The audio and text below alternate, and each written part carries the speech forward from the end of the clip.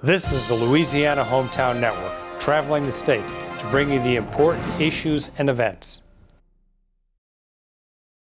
Traveling the state to bring you the latest, this is the Louisiana News Magazine.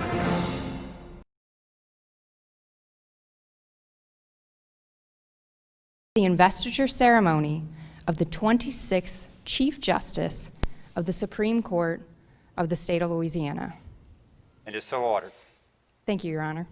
As we enter this new year, which I believe will be better in many, many ways than 2020, I do want to say that I'm very pleased to be invited here to speak at this investiture ceremony. I want to thank the Chief Justice, John Weimer, for the invitation, but also Penny and the family for all that you have done for many years to sacrifice while he has served the public so well. I also want to thank Chief Justice Johnson for her many years of public service to the people of Louisiana. I was outside in, I think it was 2013, at her investiture ceremony. And obviously her service as Chief Justice was historic. And on behalf of the people of Louisiana, I certainly want to wish her well and Godspeed. I also want to welcome our two newest members of the court, Justice Jay McCollum and Justice Piper Griffin. There's never been a more challenging time to be a public servant than right now. And I want to thank you all, everybody here who's a public servant, for offering themselves for service. And thank you for your willingness to step forward on behalf of the people of Louisiana. It is greatly appreciated, and I'm confident that Justice McCollum, Justice Griffin, you're going to serve very well with wisdom and with compassion. It is my honor to be here in this court today. You know, while few in the public are really aware of all the contributions that are made by the justices of the Supreme Court and all the work that they do by them and by their staff, everybody here certainly knows how critically important the functioning of this court is to the people of Louisiana. And I think after yesterday, it is more important than ever that we understand how important it is to have an orderly and peaceful transfer of power.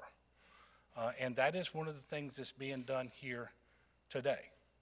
And so I thank all of you for coming out to be part of this historic occasion.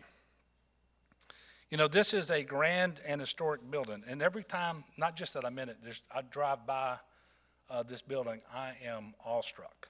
It is absolutely beautiful. And this courtroom is ornate, it's majestic, and it inspires confidence in us. But the court isn't this building and it isn't this room, it's the justices who serve.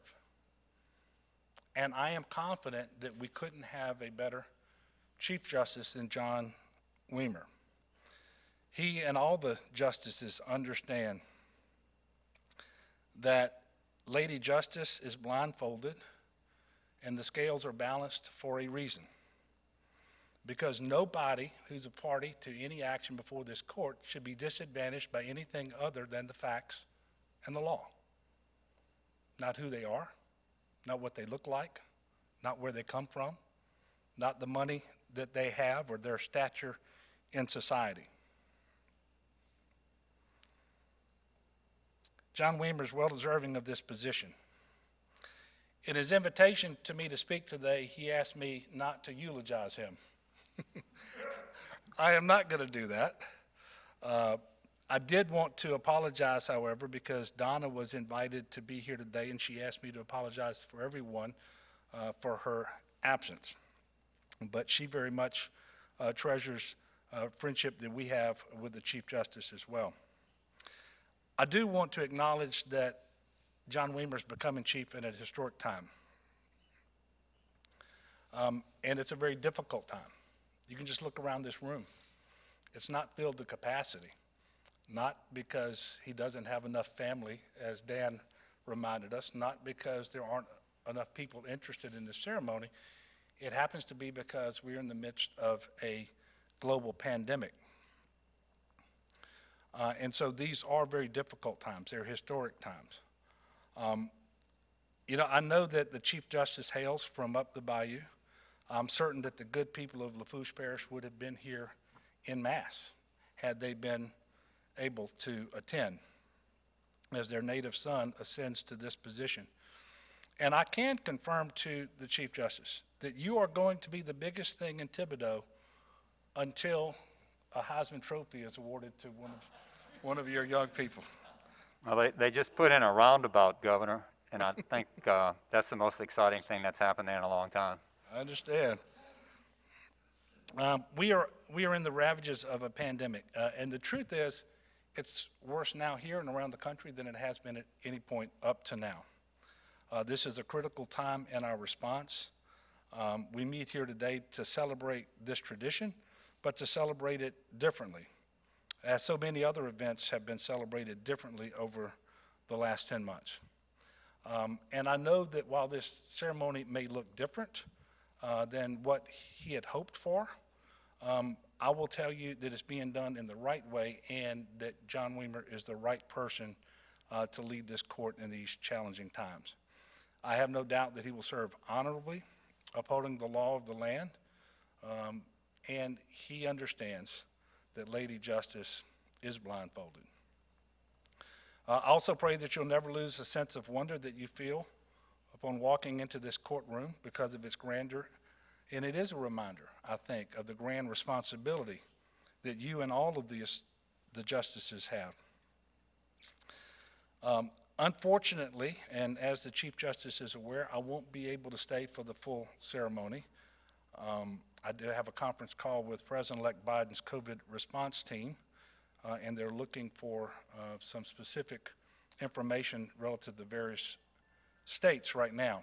And so I'm going to be excusing myself shortly. So I wanted to apologize to that. But I did want to thank once again the Chief Justice, the Associate Justices for the opportunity to speak here today. I look forward to working with you all for the remainder of my time as governor of this great state. And the state of Louisiana is a great state. I'm inspired by the people of our state, the goodness, the decency of our people. And they deserve to be well and ably served by folks such as those before you today on this court.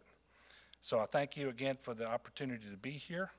I will be praying for each and every one of you, and I would ask that you pray for me and for our country and for our state, so that together we will get through this pandemic, we will get back to a sense of normalcy, and we will do it sooner than later and with the least loss of life possible. So thank you all very much, and God bless. I'd like to remind Chief Justice Burnett Johnson of what a pleasure it was to have her some 5 years ago swearing us in. And what an honor, Justice Weimer, Chief, to give me an opportunity to speak on this historical occasion. You know, every generation of Louisianians from the beginning has had to answer for itself the question, how should we live? Our answers in war and in peace, famine and prosperity, in plagues or good health, in good times and bad times, in small things and in great things, through the whole range of human affairs, are the essential threads of a much larger story. We are all told and desire peace and prosperity, and that to get there, we must find common ground upon which to build a better society. Our nation was founded as a republic made up of two constitutional systems, a federal and a state. This constitutional system mandates that governments be split into three branches. The tension between these branches is required. It is in the friction that it creates that is supposed to keep them together. just as tension cables on great bridges bear the weight of the structure, making them sound and sturdy. And while the other two branches pull strongly one way or the other, the courts must instead pull towards the center, towards the Constitution. Our nation's courts serve as the arbiters for the public, whether between private litigants or a citizen and his government. They serve the unique role of an unbiased adjudicator in a broad range of circumstances. However, regardless of the circumstances, our judges and justices are called to apply the law fairly. To quote Justice Amy Coney Barrett, I believe Americans of all backgrounds deserve an independent Supreme Court that interprets our Constitution and our laws as they are written. This holds true for the highest court in a nation and for the highest court in our state. When judges impose their beliefs instead of upholding the law, which the citizenry better understands than we think, it is only a matter of time before the citizenry shows the same disrespect for law and order. If there is a common thread that is supposed to bind the government to its citizens, it is the law. Both our state and federal constitutions spell out the fundamental rights that are granted to us by God, not by governments. The danger, the true destruction, is when those elected to enforce and uphold the law use that power to bend the governed to their will, breaking the law and usurping the Constitution, thereby depriving all of liberty. In Louisiana, this duty falls on these 7 justices, charged with balancing the whole of Louisiana. Make no mistake, this is a balancing act, not a deadlift. But with one wrong move, it becomes a deadlift. A justice's wisdom is crucial in balancing the immense body of law, and it's most effective when guided by an experienced, dedicated chief. This is no easy feat, especially at the highest level of scrutiny. Litigants appearing before this court rarely bring an issue with a simple answer, but all deserve the full benefit of the court's discernment. As noted by the famous Supreme Court Justice Harlan, our Constitution is colorblind and neither knows nor tolerates classes among citizens. In respect of civil rights, all citizens are equal before the law. However, equal does not mean extra. A chief's work is not just in keeping justice for all, but in the upkeep of the justice system for all. Service to the people is the entire purpose here. What may seem to some as pomp and circumstances is inherently sacred and fundamental. As the governor said, what a beautiful building we have.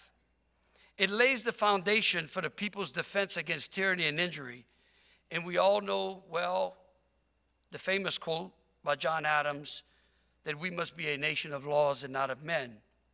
But lesser known is his warning on the same topic. There is a danger from all men, he says. The only maximum of a free government ought to be to trust no man living with the power to endanger the public liberty.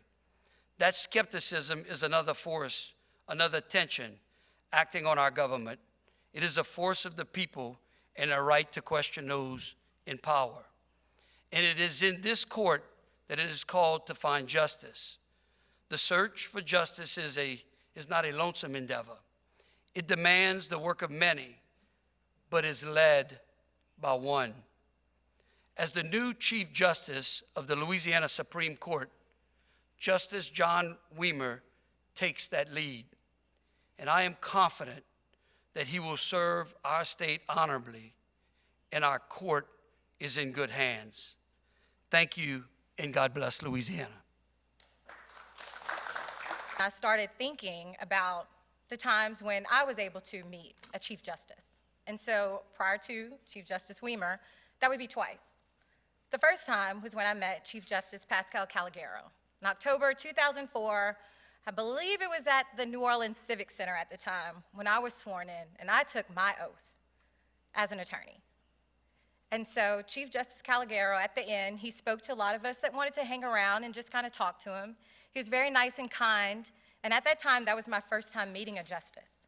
And he was so kind, and I was very surprised by that, because we always think of the justices as someone who are on this pedestal and who just, you know, they do, at times, we think just interpret the laws, and then we're not sure about what we're asking, what we're doing, if we're doing the right thing, or if it's okay for us to seek their guidance. But they're human, just like all of us. And so that day, Justice Calagero took a picture with me, and I was wearing this suit jacket. I was also wearing the skirt, but I did not try to put that on today, because that was 2004, and we're here to talk about a joyous occasion and things that bring us joy. So we're not even going to mention that. And so the next Chief Justice that I was able to meet was Chief Justice Burnett Johnson. And then a few years later, I was able to work with her. Chief Justice Johnson opened up this very courtroom to me so I could be sworn in as the 80th bar president. I will always thank her for that, and I will always remember that. And I appreciate her and her service. And so now we're here to celebrate Chief Justice Weimer. Although I kind of was told I'm not supposed to say that, but we'll see. So also during our conversation, we discussed access to justice.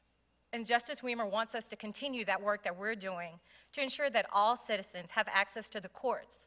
That way they can have access to justice and whatever that justice looks like for them. Because at the time, we don't know what it looks like, but they have to have access to the courts in order to do that. And that is what he is working on along with his associate justices. And the Louisiana State Bar Association is helping him with that. And so we have, of course, the LSBA's Access to Justice Department, but along with that, we have our Access to Justice Commission, which the Supreme Court plays a very integral role in, and always has a member that sits at our side that co-chairs that commission, which is very powerful, because we have many stakeholders that sit in that commission, and when you see the court there with you, alongside you, fighting for the citizens of Louisiana, that's an impact that you have no idea what that looks like to people that are in legal services, that are working day in and day out. We also have the Louisiana Bar Foundation, who plays an integral role in our access to justice in everything that we do, and who Justice Weimer also supports, and that supports the court. And so through that Bar Foundation, they're normally the highest funder of civil legal aid in the state of Louisiana. That's so very important and very powerful, because without the work of our legal aid organizations, there would be so many people who would not have access to the courts and access to the justice that they seek. And so I would also like to say, since I have in front of me here today, I have members of the executive branch of government and the legislature. And so I thank you for also funding and believing in civil legal aid. Without that, we couldn't do the things that we do to assist our citizens of Louisiana, especially right now during this pandemic, which is so important. And although I was able to work with Justice Johnson going throughout the end of her tenure, of course, she had to deal with the pandemic. And now Justice Weimer at the beginning of his tenure as Chief Justice, and on my way out as bar president, and we're still dealing with the pandemic. And so there are different issues that are rising for each justice, but I know that Justice Weimer is going to handle that very well. So I drove in last night from Alexandria, because that's about a 3-hour drive, and I didn't want to do it this morning because you never know about that Baton Rouge traffic. It's kind of tricky, and I didn't want to be late. So I was supposed to be getting my things together, but I received a text from a friend that said, "Had you seen the news?" And I was like, "No, why?" I turn it on, and I see some things that I never thought that I would see. Some things that upset me, that did not bring me joy. But then I started to think, and I thought about it, and I was like, you know, we're going here today to celebrate the investiture of Chief Justice Weimer. Who's going to be there? I thought about it. And as the Attorney General mentioned, those 3 branches of government, they're here represented today: the executive, the legislative, and the judicial. It's not often that you always see them in the same room. You do see it in a civics book. You see a nice little diagram of kind of how it works, but You never really see it function in real life. And the reason that we're all here today and that everyone is here represented is because of Chief Justice Weimer and his respect for the rule of law. And that is what he is going to keep instilling in everyone, that understanding of the rule of law and how important it is. As lawyers, part of our oath was to uphold the laws of the Constitution of the United States of America and the Constitution of Louisiana. And that is what we are doing here today. We are upholding those laws, those very important laws. And so Justice Weimer also has instilled the mission of the Louisiana State Bar Association. At its very core, it's serving the public and serving the profession. Whether that's through his tenure at Nichols, whether it's through serving in the lower courts, or serving as a Thibodeau Fire Department, he served the public. He thinks about the public with everything that he does and every decision that he makes. And he also serves the profession. As the Louisiana State Bar Association president, we work very closely with the court. I've heard my predecessors say that there are others around in their different jurisdictions that don't have a working relationship with their court. And I found that very odd. And so when I took office, I haven't been able to really get out and meet most of my colleagues in the different states because of the pandemic. But I will say there are a few that are shocked by that, which kind of surprises me because we're very fortunate that our court recognizes that at the end of the day, we're all lawyers and we're all here to serve the public. And that is what they're doing here today through their public service. We have a wonderful relationship with them, and I look forward to continuing that, and I know that I will because we've had that discussion. And so with that, although I'm not supposed to say that he is the best person suited for the job right now, that the position of the Chief Justice is a lot of things I had no idea until, working with Chief Justice Johnson, all the different administrative functions that go with that as well. I'm not gonna say that he's gonna be very well suited for that he also may streamline some processes. I'm not gonna say that. I'm not gonna say that I look forward to it. I know he's gonna do an amazing job. I'm not gonna say any of that. But what I will say is, I am honored to be here today. It is my privilege that I get to work with you, and I wish you and your family well. Thank you. Madam President. Thank you. That Justice Weimer and I met when I was first a member of the House Appropriations Committee years ago.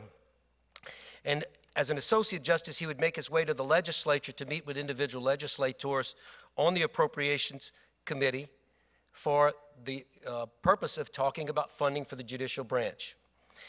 And so we got to know each other a little bit, and we had some similarities. But subsequent to that, as I moved over to the Senate, and many of you are aware of this, he can be seen annually in the spring donning the Senate basketball uniform in the annual House Senate basketball. What a swingman for the Senate, and he has brought us a few trophies along the way. So thank you for that, and the charity that it helped, the charities that it helps. But we soon learned as we met each other that he had friends from Lafayette area, and I told him that my father grew up in Lafourche Parish. Turns out both he and my father are graduates from Thibodeau High. Although not classmates, they did graduate from the same school. I think my father's school was changed. You probably were from the newer school. My father was the old school. But we created a little bit of a kinship and friendship with the love for civics, and that has grown. And so I thank you for that, Justice Weimer. But today, we're gathered to mark the beginning of your tenure as the 26th Chief Justice of the Louisiana Supreme Court. And I want you to know that I did my research on that, and after a few hours found out that it was right there on your website. And so I could have just cut to the quick and done that. I want to thank your staff and the communication that I received, much like the Attorney General and the Governor. We all received the communication. It was not missed by me that keep your comments brief was in all caps. And so I will not be here long, but thank you for that. It was with wisdom and foresight that the drafters of our state constitution decided that the leadership of the Supreme Court transfer to the justice who is senior in the point of service on the court, thereby ensuring the efficient and effective continuity of the work of the court. And I commend those drafters. It removes a lot of what we have to go through in the legislature with regards to presiding officers and the politics that sometimes plays into that. It's important for the functioning of our democracy that these three distinct branches of government, the executive, the legislative, and the judicial branch, work in concert for the citizens of our state so that we can provide a government that works through issues and serves the people. And there have been a number of people who have alluded to that, and that's extremely important for me. I know that I try every day to have a good working relationship with the Speaker of the House, with the administration, and with the executive branch agency heads.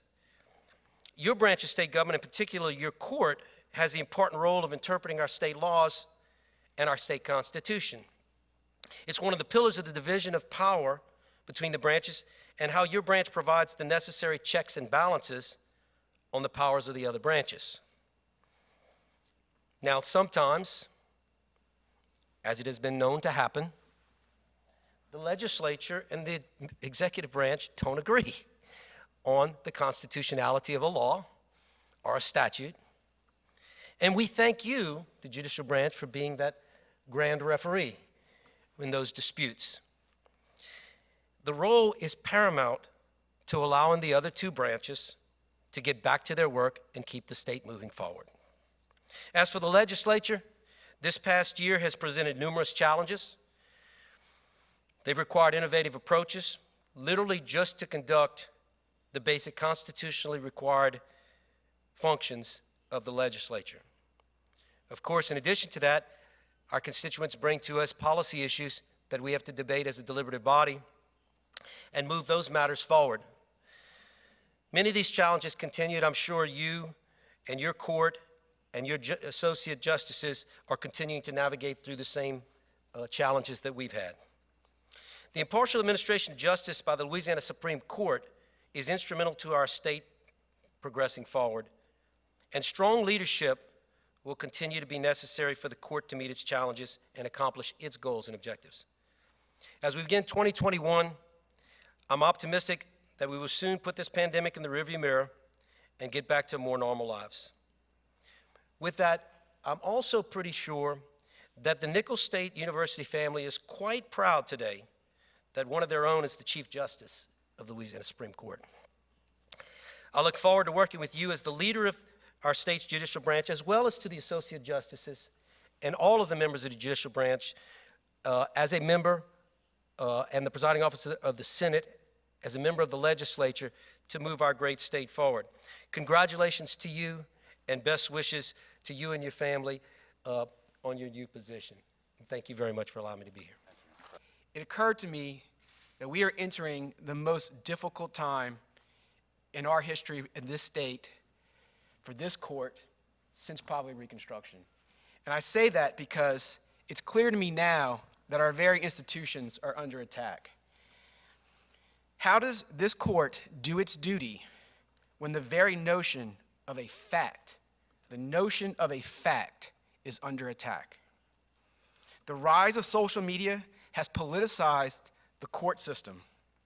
The public looks to the court as an arbiter of politics, not justice and law. Both sides now see the court as a super legislature, or even worse, as a means of publicity. People and politicians use the court not to resolve honest disputes between branches of government, but as a currency to boost their own political fortunes. We saw the seeds of this ambitious flower bouquet turn into a bouquet of dead flowers yesterday. So the mission you've chosen to accept is maintaining the integrity of this court, to restoring the public's faith in nonpartisan justice. Now, I see Bishop Fobb in the audience, and he is my bishop as well. And it's confession time. I lied. I never had any intention of not saying anything nice about Justice Weimer. It is Justice Weimer's fault for trusting a politician. Because Justice Weimer is the best man for this moment in time. I'm confident your humility, your pragmatism, and most importantly, your courage will steer this ship through the troubled waters to safer harbors, which is the best compliment I could give any incoming Chief Justice. With that, I thank you for the opportunity and best of luck. Would you please repeat after me? I, John L. Weimer, I, John L. Weimer, do solemnly swear that I will support that I solemnly swear that I will support the Constitution and the laws of the United States the Constitution and laws of the United States and the Constitution and laws of the state of Louisiana, and the Constitution and laws of the state of Louisiana, that I will faithfully and impartially that I will faithfully and impartially discharge and perform all duties discharge and perform all duties incumbent upon me as Chief Justice of the Louisiana Supreme Court, as Chief Justice of the Louisiana Supreme Court, according to the best of my ability and understanding. according to the best of my ability and understanding. So help me God. So help me God. Congratulations, John. Denny.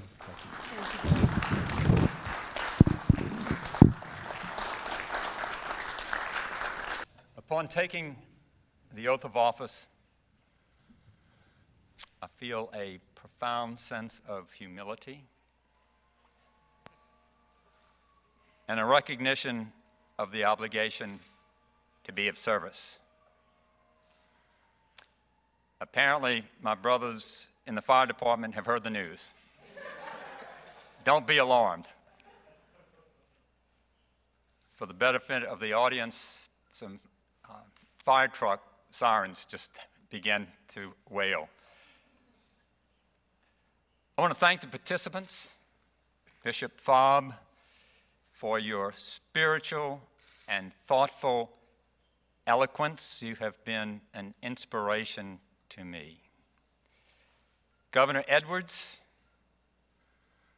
Attorney General Landry, it is good to have two attorneys in the courtroom without their briefs. And of course, I am referring to legal briefs and not articles of attire. Sheriff Gregg and Sheriff Trigg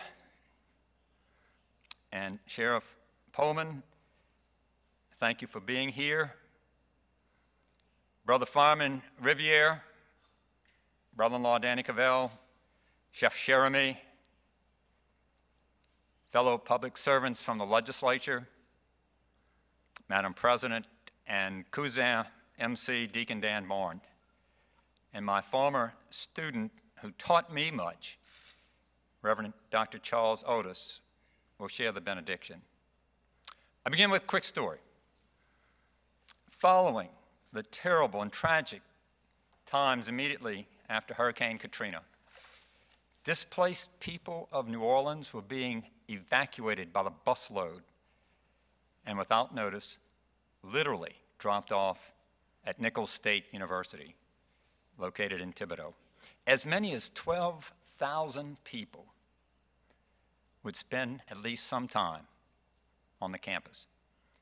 Nichols and Thibodaux and the surrounding communities immediately and without hesitation opened their hearts, opened their doors, opened their clothes closets,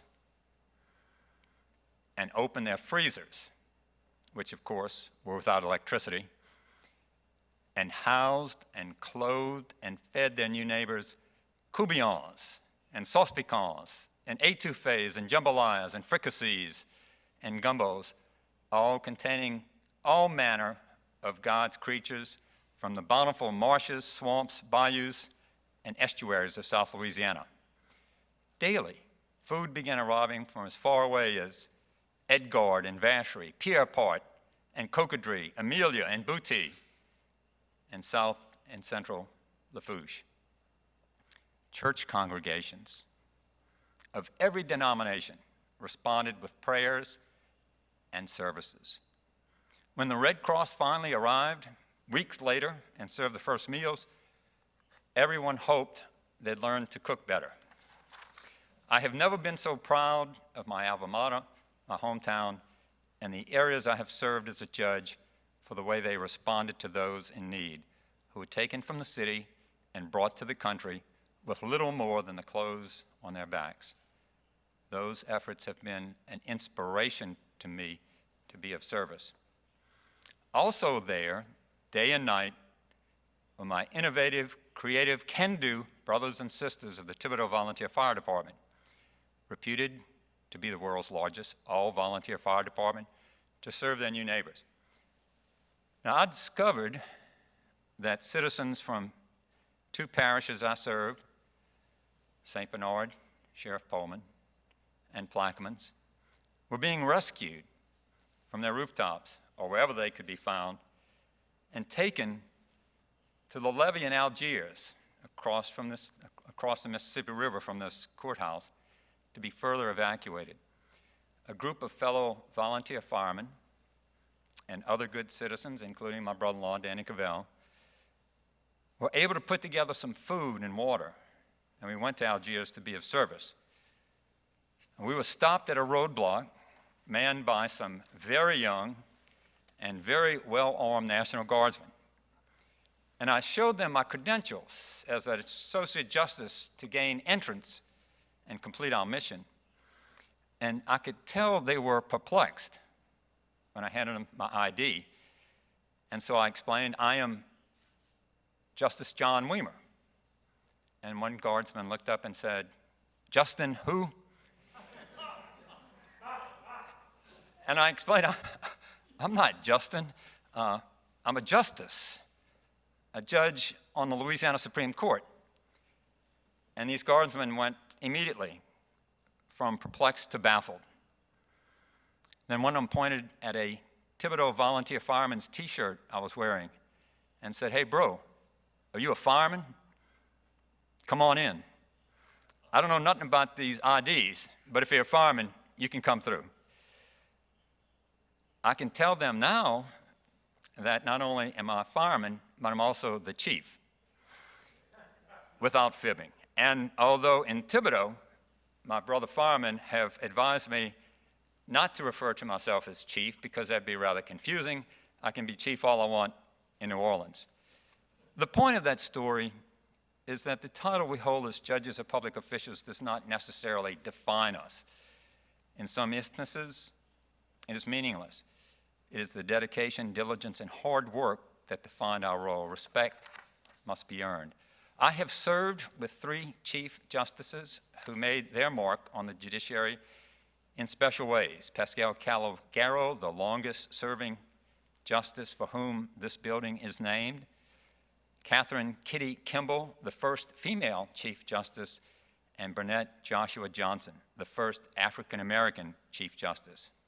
Now, I will be the first to recognize that I am not special like the chiefs who preceded me, but to demonstrate the constant ebb and flow of life, all 3 former Chief Justices are directly responsible for me being here today, because all 3 voted to allow me to serve as an appointed district judge 27 years ago. I have learned much from each, and while I will not match their historic firsts that they achieved, I promise to work hard and be dedicated to the principles of impartiality, independence, and fairness while pursuing justice and acting with integrity, just as did my predecessors. I'm joined by my colleagues, whom I will introduce by way of seniority and hometown, as opposed from left to right or right to left, because as the justices face the audience, their left is your right and your right is their left. And aren't right and left a matter of perspective? If you are reflective, and I know many of you are, perhaps you can possibly ascertain some symbolism. Note that I'll now sit in the middle from everyone's perspective, a place where I'm very comfortable.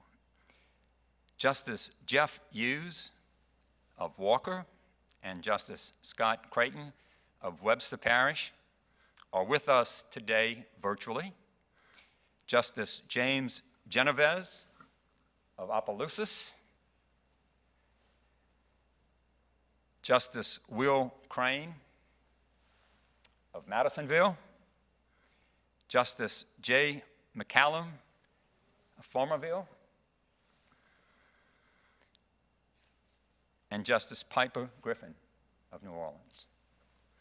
Thus, the Supreme Court begins with 1 new justice, 2 brand new justices, and a new chief. I look forward to us learning together. I must recognize my family, and I beg your indulgence. My wife, Penny, who was kind enough to marry me and is responsible for raising our 3 daughters, Jacqueline and Catherine and Emily, who, thank God, Bishop, not only inherited their mother's beauty, but her brains also. My prayer for everyone is that their family be as much of a blessing to them as my family has been to me. These 4 women in my life have made me a better person because they are individually and collectively such good people. They are remarkably self-sufficient, self-reliant, and they can take care of themselves. My 2 son-in-laws, Jacob Daig, who is married to Catherine, Eric Sanchez, who is married to my daughter, Jacqueline, and Hogan Bourgeois, who is Emily's boyfriend. I also recognize my brother Mike, my unfortunately last surviving sibling, and my cousin Mark and Penny's brothers and sisters and their spouses, who have been like brothers and sisters to me, Brother Cavell.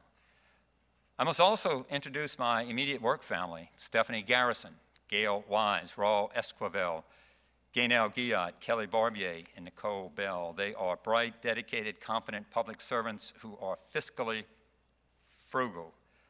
I was named for my father and my grandfather, men of immensely modest means. My grandfather was a produce man at a grocery store who probably never made over minimum wage. These occasionally impecunious men left me something more valuable than riches. They left me a good name. My father was called upon to raise 5 children ranging in age from 9 to 3 on his own when his wife, his children's mother, tragically passed away. Thankfully, family members, teachers, and members of the Thibodeau community looked out for us. My father was a World War II veteran, an automobile mechanic, an entrepreneur who owned and operated a service station from which he eventually sold motorcycles. My mother had to quit school in the 7th grade to help raise her younger siblings and ended up with a GED at 29 while expecting her first child. After my mother's death, my father moved his service station to a location closer to the modest 2-bedroom, 1-bath duplex where the 7 of us had lived. You really get to know your family well in such an environment, all too well.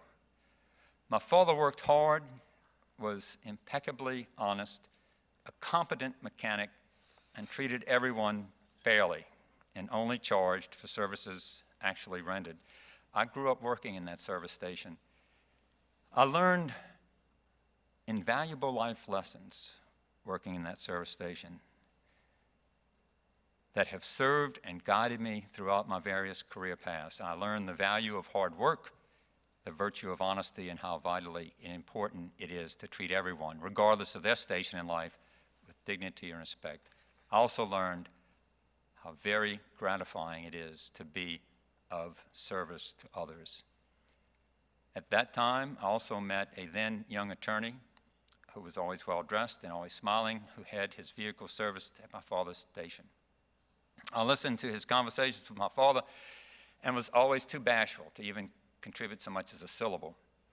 When I took the oath to serve on our state's highest court 19 years ago, that young attorney, by then appellate court judge Randolph Payro of Thibodeau, told a story, and I'd hoped to have him here today. He could not join us in person, so I will tell his story in his absence. He said he went to pick up his vehicle, which was being serviced at Weimer's Auto Service, and he relayed this tall, skinny, long-haired, filthy, grimy, greasy kid crawled out from underneath my car.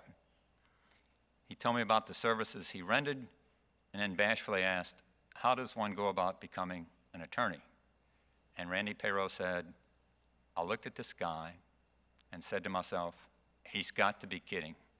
Here's a guy who will need an attorney. He is never, ever going to be an attorney.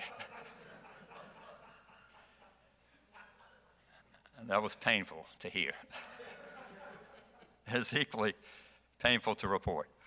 Randy recounted now, a decade later, that he and Gerald Block, Matthew's father, mentioned earlier, hired me to work in their hometown law firm, and how roughly a decade after that, Randy recommended me to Justice Harriet Lemon, then on the Louisiana Supreme Court, who eventually I would not replace but succeed on the court, that I, a full-time faculty member at Nichols teaching law and ethics, be appointed to serve as a district judge when Randy was elected to the Court of Appeal. But for that appointment, I would have never considered becoming a judge. I assure you I did not relate these matters to talk about myself. I share these matters because throughout my native Lafourche parish, this ceremony is being shared with fellow public school students to teach civics, speech, and mass communications. I pray this ceremony is educational. I use these matters to point out that in this wonderful country in which we live, in this great state we call home, although neither are perfect, they provide hope where, regardless of one's background, hard work and dedication, perseverance, tenacity, time on task, and respect for others will enable one to succeed if one is willing to be of service to others. We must work together to ensure that opportunity is equally available to all, and all can hope to achieve their goals. Today, we live in challenging and inflective times of social distancing and social unrest. However, we are social beings who need one another. We face a worldwide pandemic, and challenging conflicts face our nation. And in Louisiana, we have also stared down countless hurricanes. Yet I am confident in the citizens of our nation and the citizens of Louisiana in particular, that they have the perseverance, tenacity, resilience, and respect for one another to overcome these challenges. Our great nation was founded on a principle of human rights. It is stated in the Declaration of Independence that we hold these truths to be self-evident, that all men are created equal, that they're endowed by their Creator with certain unalienable rights, that among these are life, liberty, and the pursuit of happiness. I have come to learn as the father of 3 independent daughters that the reference to men is a reference to mankind. This principle sets a high moral standard to which we should all aspire. We must strive to ensure that these principles stated in the Declaration of Independence does apply to everyone equally, and that everyone assume personal responsibility to become good citizens. To sit in judgment is truly a formidable responsibility and a solemn duty. Judges are called upon to make decisions that would often defy the wisdom of the biblical king, Solomon. Daily, judges decide the fate of others while addressing issues related to life, liberty, and property because that is their sworn duty. Competing considerations must be weighed carefully and balanced on the scales of justice. Daily, and often many times in a day, judges are called upon to separate fact from fiction, truth from untruth. Judges are called upon to address issues related to those who perceive that they have been wronged or have been wronged, committed a wrong, or are accused of wrongful behavior, and after listening carefully and patiently, make it right based on the law. My belief is that judges do not declare winners or losers in litigation, but rather apply the law to the facts to reach a solution. When impartiality prevails, it is society that prevails because a disagreement has been resolved. Our system of justice must rely on others to enforce judicial decrees, but those decrees are only respected if the judiciary is worthy of that respect. As judges, we must conduct ourselves in a manner to be worthy of respect and remain independent, fair, unbiased for our system of justice to properly serve society. I firmly believe that a judge is a public servant who serves by being dedicated to the principles of justice, fairness, independence, and impartiality while applying the law as written by the legislature. A judge cannot be an advocate for one side or the other, but rather must be an advocate for justice under the law. An important function of our judiciary is to provide a forum for the resolution of disagreements where all who appear can be confident that there is a fair hearing and an impartial decision. Judges have a unique opportunity to educate the community about the law and our legal system. And I urge my colleagues on the bench to take advantage of opportunities to teach, especially to teach our young people about respect for the law, personal responsibility, and consequences of inappropriate behavior. Mr. President, you touched on that. We are both teachers. We love the profession, and we love the way that we have the opportunity to touch young people's lives and for them reciprocally to have them touch our lives. My first act as Chief Justice was to encourage judges to become active teachers in the community. In addition to the adjudicative function, the Supreme Court administers numerous programs, and I can speak at length about each, but out of respect for everyone's time, I will mention only a few briefly. Specialty courts, which include drug and treatment courts, DWI courts, veterans courts, family courts, and reentry courts, provide rehabilitation as opposed to incarceration and reduce recidivism while saving souls and our state money because it is less expensive to rehabilitate than it is to incarcerate. Mr. Attorney General, we have been in touch with one another to bolster these programs. Mr. President, Mr. Speaker Pro Tem, and members of the legislature, I appreciate the work that y'all have done to help support these programs. Judges have envisioned, created, and presided over these courts with no additional pay because they want to serve by helping people become productive citizens. The court also administers the Court-Appointed Special Advocates, or CASA program, which involves ordinary citizens serving as volunteers who have been specifically trained to assist those who are among the most vulnerable of society, abused and neglected children who through no fault of their own are involved in the legal system. These people are true children of God who serve the underprivileged, and I can't thank them enough for their efforts. Additionally, the Supreme Court administers the Families in Need of Services program, which aids families needing social services so as to prevent more significant issues. The court also maintains the Louisiana Protective Order Registry, which provides 24-hour-a-day, 7 days a week access to court rulings so as to help protect those subjected to domestic violence, and the sheriffs in the audience know how important that is. Each of these programs have been supported by our colleagues in the legislature and in the executive branch, and the judiciary needs their continued financial investment in these programs so as to save the state funds and other areas of the budget and provide valuable service to our citizens.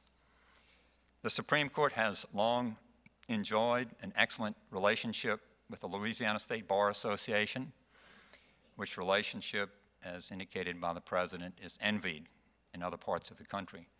The state bar and local bar associations oversee countless hours of good works, including pro bono work in which volunteers, attorneys assist those in need of legal services without compensation. Madam President, thank you for your exuberance. Thank you for the work that you do. I look forward to us continuing to work together. The Louisiana Bar Foundation, as the President indicated, provides substantial funds to many worthy organizations and aids the indigent in receiving legal services. My colleagues and I are immensely proud of the dedication of so many attorneys and judges who give back so very much of their time, talent, and treasure to the community and to the bench and the bar. I sincerely thank everyone who is here to share this occasion. There are many others who could not join us physically, but undoubtedly are here in spirit, and today virtually as well. A dear friend of mine who's a physician sent out a letter to some friends advising them that if they had any type of sleep deprivation issues to tune into this program and they would be cured. I pray that has not been the case. I also thank the many people who have played a significant role in my life and career, which has advanced by fate and circumstances far beyond my ability to comprehend. The list of people is endless, and to begin naming names would be an impossible task. So many have done so much. In that respect, I am truly blessed and extremely grateful. The sacrifices of so many on my behalf inspire me to serve diligently. I want to thank the previously mentioned copious number of family members and the many friends and classmates and former students who have been so supportive and who are randomly but strategically dispersed throughout the district I serve in the parishes of St. Bernard, Plaquemines, the West Bank of Jefferson, St. Charles, St. John, St. James, Lafourche, Terrebonne, Assumption, St. Mary, and St. Martin. According to Scripture, God offered Solomon anything he wished, and Solomon did not ask for riches, and he did not ask for a long life. Instead, Solomon requested from God the following: give your servant an understanding heart to judge your people and to distinguish right from wrong. In closing, I ask one favor. I ask for your prayers that my decisions and the decisions of my judicial colleagues will be just, wise, fair, and that we will have an understanding heart that we are good servants as we toil in the vineyards of justice. God bless our state, and God bless our country. Thank you very much.